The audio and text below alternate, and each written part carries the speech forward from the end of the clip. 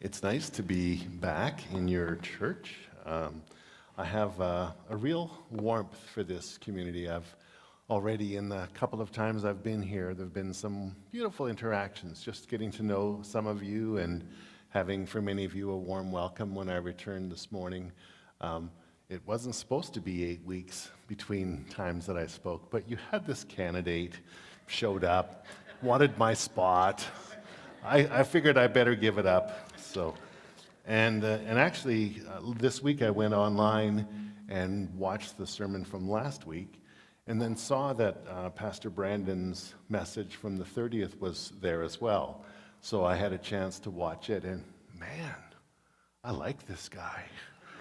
Like, wow, has God ever given you a good gift? You just really feel so optimistic about it. And what a joy it'll be for me. I'll be here today and a week from today. And then I'm also back twice more in January. And I'm really looking forward to surrounding your week of prayer and fasting, having some sermons around that, and just a sort of preparation and readiness for this new season as you begin life with a new senior pastor for the first time in 13 months or so. So just really excited with you and for you, and excited for this opportunity to be here this morning. I have a very unique approach. A lot of you come to church at Christmas time and you hear angels and shepherds and Mary and Joseph, and I mean, it's pretty easy to find messages around that. Of course, I spent time praying and asking God, what are we going to learn this morning? How are we going to enter into what it is that you want to teach these people today? And actually, it was a bit of an unusual message, but when we get to the end of it, it'll land for you. You'll understand its connection to the season. Sort of starting with that, I want to say that I hope for all of you already in this season, you've had some time. Maybe it was at a kids' choir concert, or maybe it's sitting alone in front of a fire, or in a dark room lit with a Christmas tree, that you just kind of had this feeling of warmth or joy or contentment or peace. You know, there's emotions around the Christmas season, some of them artificial, the Hallmark variety, but so many of us are also experiencing these deep and meaningful and real connections that just feel a little bit special. It's funny, even some of the things that we do aren't necessarily spiritual, but they still have a real warmth to them and a real important feeling at this time of year. Now in Canada, there's no single word for that feeling. In Holland, which is where my heritage comes from, it's an almost unpronounceable word called gezelligheid. Not gezondheid, gezelligheid. And gezelligheid means people, places, or situations that feel inviting and create a heartwarming atmosphere, like a warm, inviting home. That would be gezellig if it was in its own state. Now, the Scandinavian culture has a much better known word. How many of you have ever heard the word who-gah? It's H-Y-G-G-E.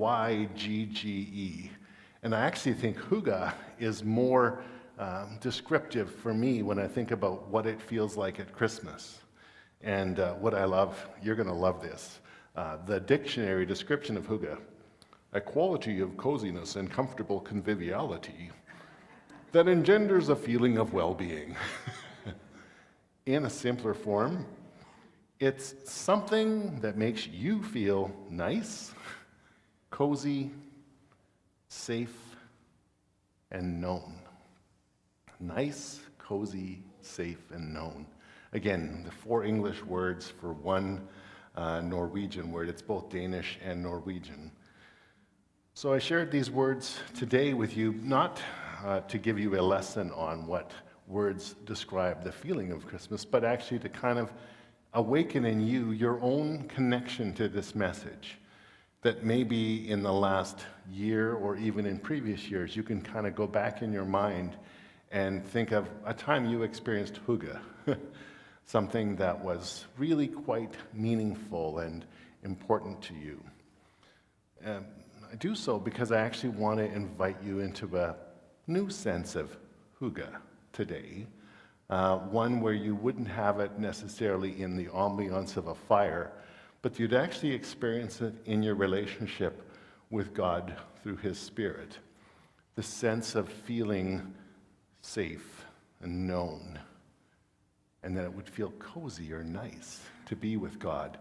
It's something that I want to actually encourage you to consider practicing in the coming week, and we're going to take you on a journey to get you there. So we're going to read from Psalm 139 today. Don't put it up quite yet. I want to give you a little bit of a backstory. So 30 years ago, I was working at Eaton's department stores, and I had an hour for lunch every day. And I was a voracious novel reader. I really enjoyed just reading. But I kind of had a spiritual awakening in that time of my life. And God really pressed on my spirit that I needed to spend more time in His Word. So I actually went and bought the NIV Study Bible, and I brought it to work, and every day for my lunch break, I would sit and read the Scriptures. And, despising all other counsel, I actually read it cover to cover. And for a lot of you, you might say, that's not the way you're supposed to do it. Don't do it that way. It's like, well, I'm a little bit of a challenger, so I did it my way. And it's interesting because I found that Genesis, Exodus, right through the early parts, it's not actually that hard to read cover to cover because it's just a continuing narrative of God's interaction with people. But I found it interesting that the one book that kind of got me really tired of reading the Scriptures was Psalms. And for a lot of you go, well, how could that be? Like, Psalm 23 and all these other wonderful Psalms. But if you've ever read them one after the other and you get past about Psalm 100, David just seems to be constantly saying, God, save me from my enemies, over and over again for like 40 chapters. And he's like, okay, God, can we move on? So just as I was reaching the end of my patience for Psalms, Psalm 139 came up. And I don't know if this is a psalm that you are well familiar with, but I have to tell you, all of a sudden my life changed from one psalm, and it's the psalm that we're going to reference this morning, and I'm actually going to preach on the second half of it in a week's time, so to be continued. So I'd want to ask you to put up the slide, and I'm going to read this to you. I was going to read it from my scriptures until I realized the NIV has different versions, so I took it from the slide that's been created for you this morning. And I just trust, as you pay attention to this, God's presence is available to us in the Scriptures, but we have to be ready to receive it. And I'm actually going to read this slower this morning in the hope that you actually enter into this teaching rather than just hear it. So let's read it together. Not aloud, I'll read it, you listen, but read with me from the screen. You have searched me, Lord, and you know me. You know when I sit, when I rise. You perceive my thoughts from afar. You discern my going out and my lying down. You're familiar with all my ways. Before a word is on my tongue, you, Lord, know it completely. You hem me in behind and before, and you lay your hand upon me. Such knowledge is too wonderful for me, too lofty for me to attain. Where can I go from your spirit? Where could I flee from your presence? If I go up to the heavens, you're there. If I make my bed in the depths, you're there. If I rise on the wings of the dawn, if I settle on the far side of the sea, even there, your hand will guide me. Your right hand will hold me fast. If you could go back to the first slide, I'd like to particularly focus this morning on verse 5, where it says, You hem me in behind and before, and you lay your hand upon me. Now, if I told you earlier in this message that I wanted you to enter into a who-gah with God, where you felt safe, cozy, and warm and known, and then I says, so this is a really great passage for that. For a lot of you, you might say, this hemming in thing, that's not quite doing it for me. Like, what is your point? How are you going to get there? Because most of our experience of being hemmed in is negative. I mean, you're pushing a grocery cart in a store and there's someone behind you, beside you, in front of you. It's like, just get out of my way. Or on a highway, especially something like the Deerfoot Trail in winter, and you're slowed down and you can't get forward or backward. This hemming in feels terrible. Maybe some of you have a summer memory from being at the Calgary Stampede when there's 160,000 people on the grounds and you're just jammed in. It's like, I hate this feeling of being hemmed in. So why does the psalmist say, such knowledge is too wonderful for me? It's because of his perspective on what it feels like to be hemmed in. He feels who-gah, where you feel constrained. Now, if you want to look at, let me just have a look here. Oh, here we go. Good to read the notes every once in a while. The reason that the psalmist can say it feels wonderful rather than that it feels terrible is because he has a different perspective on being hemmed in. Now, for your example, if you imagine, let's go back to you feeling like you've ever been at the Stampede or some other setting where you just felt uncomfortably hemmed in. Well, what about if you were the former Prime Minister Justin Trudeau at the Calgary Stampede, hemmed in by security? You'd actually consider that a blessing because there were a lot of people that don't like you and they would actually like to do harm to you. So now, being hemmed in by your security contingent on all sides, that's pretty wonderful. That's the kind of protection. So this is a way of looking at hemming in. So for all of us, there's these different ways that we experience the word. If you could imagine being a little child crawling into your grandpa's lap and having his arms wrapped around you, you're hemmed in, but you're loved. So it can be that you can take this sense of what being hemmed in feels like and sort of insert different meanings. Now, in order to kind of talk about the meaning or the reason that people experience this hemming differently, we need to talk about trust.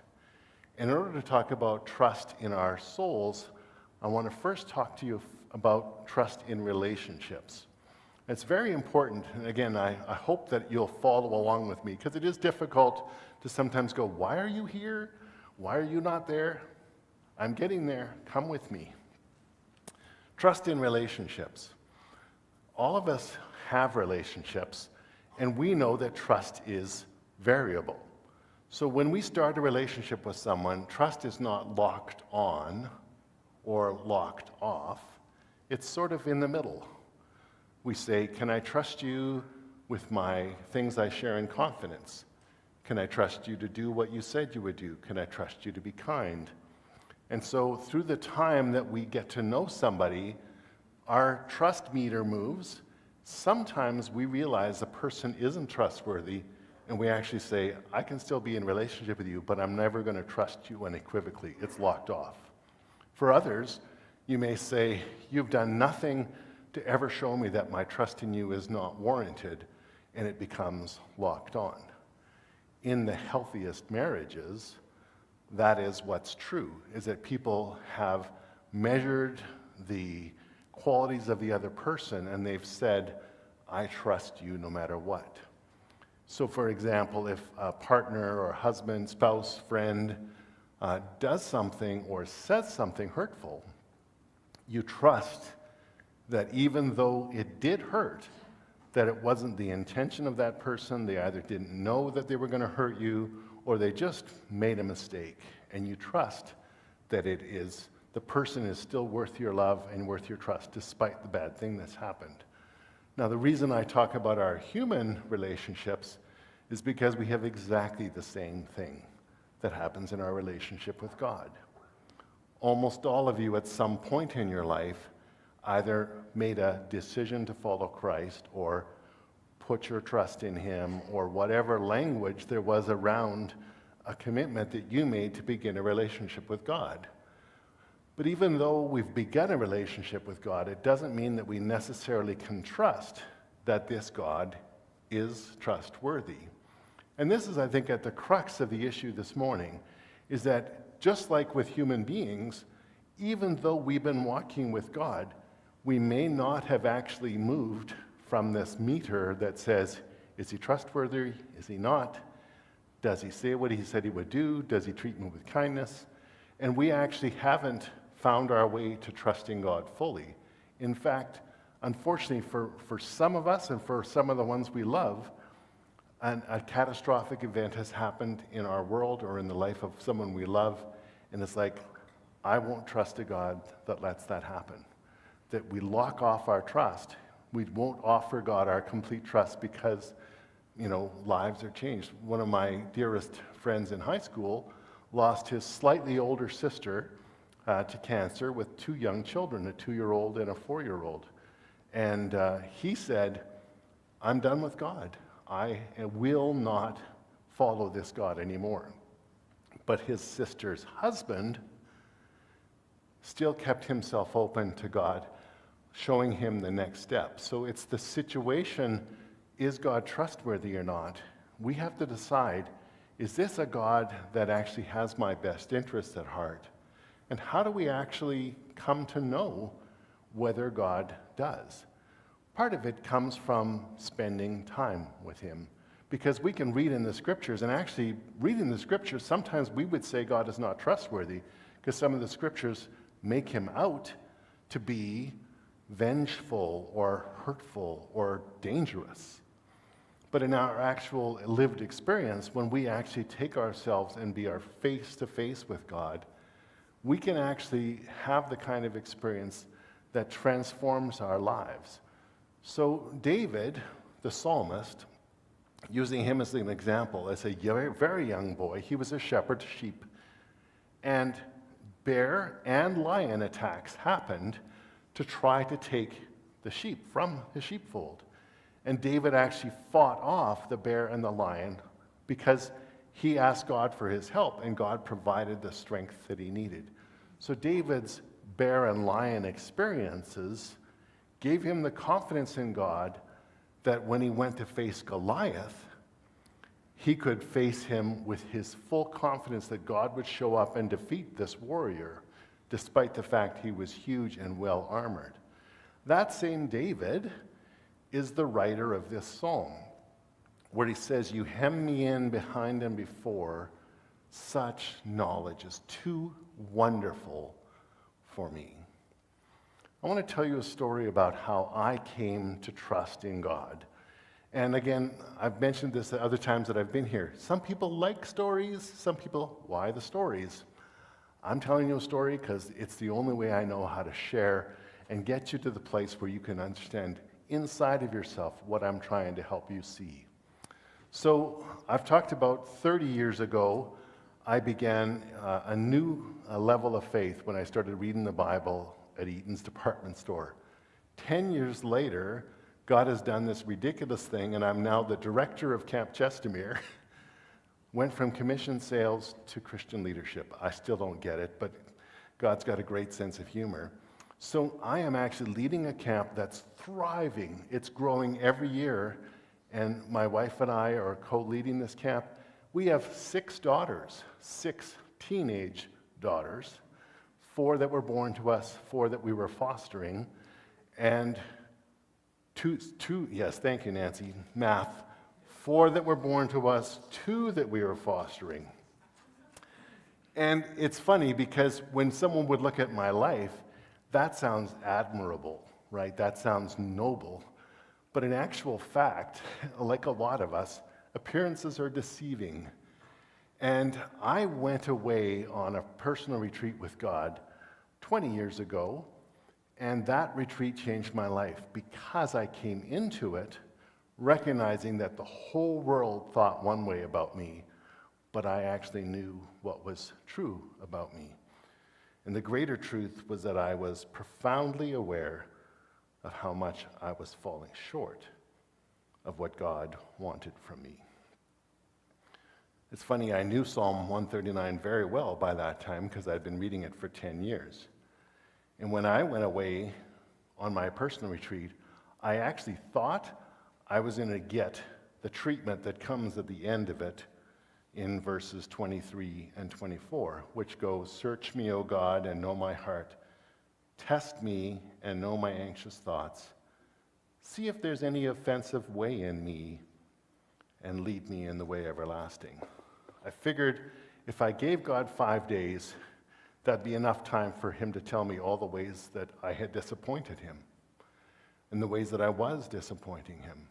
I think all of you can kind of feel that way. You feel like if I was just face to face with God, what would I do with my shame? What would I do with my own self-assessment of how I feel facing God?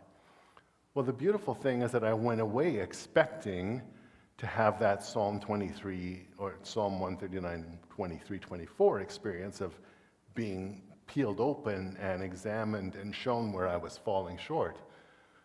But that's not at all what happened. I drove out to this place that I was staying in, went in, had my supper, and I was quite unsure, like, okay, so this personal retreat thing, how's exactly this going to work? I brought my Bible, I brought my journal, I brought some books. It's like, so what do I do? And I was actually quite unsettled, and a weird thought came over me, and I acted on it. I grabbed every pillow from my unit, from the couches, from the bed, and I made a nest of pillows in front of a fire. I got the fire on, and I sat there, held secure in God's love, and I had the heat of the fire press into my chest. And in the heat of the fire pressing into my chest, it was like God's love pressing into me in a way I'd never experienced before. I came away and said, God, here I am. Show me how rotten I am. And he says, can I just bathe you with my love first? Can I just tell you how much I love you and how much I'm fond of you? And it was not like he was hurrying to get to the other stuff. He just wanted me to know I was loved. He hemmed me in a nest of pillows. You know, when I think about God these days, even as a 64-year-old man, I think of God as I'm a toddler held in his arms because that's my real lived experience. I feel so safe and so cared for. And it's hard for me because I don't want any of you to feel like, well, here's the prescription to go to get to know God better is go on a 5-day retreat and bake in front of a fire. I mean, maybe. I mean, it probably would work. But there's actually probably a more practical or reasonable way for you to have an experience like that. And I told you about my experience because I want to invite you into an experience where you can come to experience who-gah with God in a way you haven't before, in a way that's vulnerable and open and quiet and not constrained by thoughts and things like that. You know, to some degree, I want you to just imagine for yourself, but even in your imagining, I want to know, do you want to light a fire in a fireplace and just sit quietly in front of it with God? Do you want to turn the lights off in the house and just have the Christmas tree there and just say, God, here I am? Is the passage still up on the board? Oh yes, I'm so glad it is. I'm really serious about this. If there's one thing you want to do to change your faith life today, read this aloud to God by yourself. You have searched me, Lord, and you know me. You know when I sit and rise. You know my thoughts. You know when I go out and when I'm lying down. You're familiar with all my ways. Before I even speak a word, you know it completely. You hem me in, behind and before. You're my protector. You're my grandpa. You're my lover. You're my friend. Such knowledge is just too wonderful for me, too lofty for me to attain. In the next 5 days, as we run up to Christmas Day, I just want to encourage you to find some way to be with God in a way that invites the kind of experience where you feel nice, cozy, safe, known. I think we fear that being known means we won't measure up. And I can tell you from my own experience, he has no interest in that. You know, for many of us, the greatest condemners of ourselves are ourselves. And of course, the deceiver who wants us to feel like we can't just come to God, you know, vulnerable, skin to skin. It's like, oh yes, we can. I have to tell you that as I grew more secure in God's love for me, in those days in my retreat, I actually started to say, show me, O God, the ways in me that are not your will for my life. Lead me in the way everlasting. It's kind of funny how the security of God's love actually made me want to have him point out any way in me that offended him. It wasn't anymore because I thought, oh, if I could just measure up, God, and I know I don't. It was like, God, oh, I love the fact that you love me.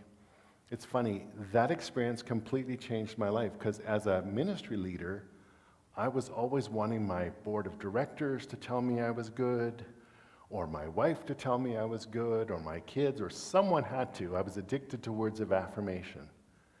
And all of a sudden, what I discovered was I had a new heart. It was God's heart inside of me. And with that heart, I could love people. And I didn't ever have to wonder, am I doing okay? Am I doing enough? I just knew that God loved me, and that was enough.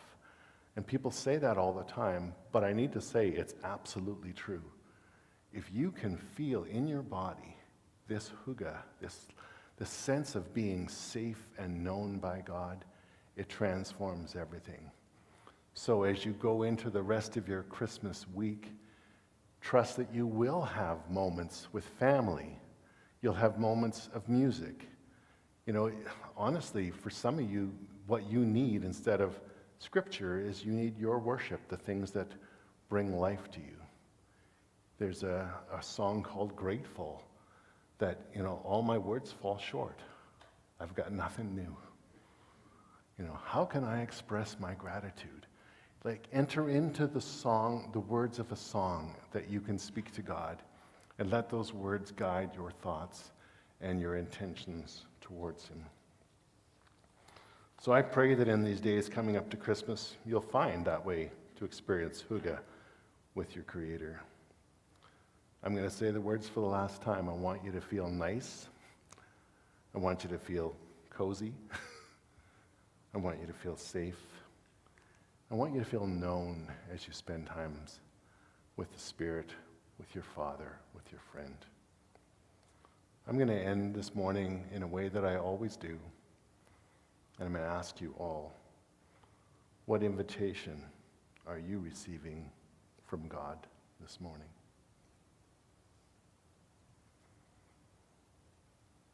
What invitation are you receiving from God this morning? And secondly, what are you going to do about it? Because you've been invited to Christmas parties. If you don't answer the invitation, you don't go to the party. God can be standing there at the door weeping and saying, come away with me. Come away with me. Let me wrap my arms of love around you. Let you experience the true beauty of Christmas. I love the fact that Jesus is the reason for the season. Well, why is Jesus the reason for the season? It's because it's the gift of God, his love given to us. I love how some of the songs were talking about God's love shown to us this morning. Truly, the gift of God's love to us through Jesus continues in his love to us through Spirit. Let me pray for you. Father, for many of us, we have enough relationships in our lives that we know exactly what it feels like to not know whether we could trust or whether we couldn't, that we should sort of keep ourselves at arm's length and not go too far or trust too much because there's danger there. And for many of us, we've taken that same belief about relationships with people and we've actually transposed that on our relationship with you, where we've said, are you actually good? Are you actually trustworthy? And I pray, Father, that as people come to you in this week and offer themselves up in a trusting way, that you would show them in a way that transforms their lives, that they could know deep in their souls how much they're loved by you. And from that love comes joy. From that love comes the fruit of the Spirit expressed to their family, to the community. From that love comes all of the well-being that the very best Christmas movie could never reproduce. So we're thankful, Father, for your presence in our lives, for your invitation to have times to come away with you. And I pray for courage for this congregation as they step into those times with you and receive from you what you have for them. Amen. Please stand with us as we respond.